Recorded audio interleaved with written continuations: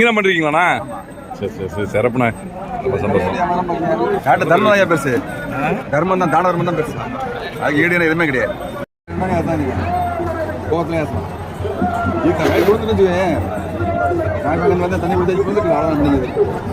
அதான் வீட்டுக்கு வந்தாலும் முதல்ல தண்ணி கொடுப்பாங்க.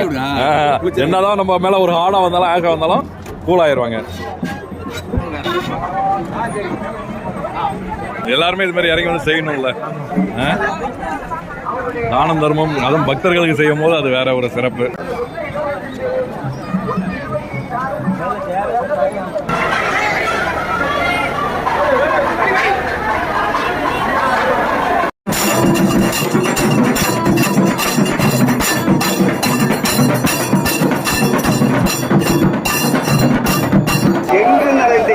இந்த மலர் மாலையை நான் இருந்து கொண்டு சூட்டுவேன். திருவாசகத்திலே சொல்லுகிறார், இப்படிப்பட்ட அடியார் கூட்டத்தோடு கலந்து நின் அடியாரோடு என்று வாழா கழிக்கின்றேன்.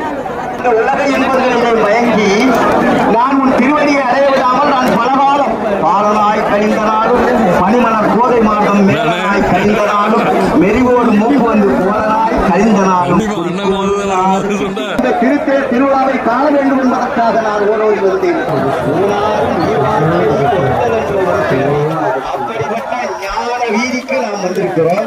அப்படிப்பட்ட சிவாய நம எனப்பட்டேன் தேனாயின் அமுதமாய் சித்திக்கும் சிவபெருமான் தானே வந்து பெருங்கருணை பெருவெள்ளம் மழையாக பொழிந்து இன்று ஞான வீதியிலே இன்று வலம் வந்து கொண்டிருக்கின்ற அற்புதமான ஒரு நிலையை நீங்கள் பார்த்து வருகிறீர்கள். இந்த திருவீதிக்கு பேரு ஞானம். ஞானம் என்று சொன்னால் இந்த உலகத்தில் ஞானம் அறிவு என்று பொருள். அறிவு என்றால் அறிவில் தெளிவு ஞானம்.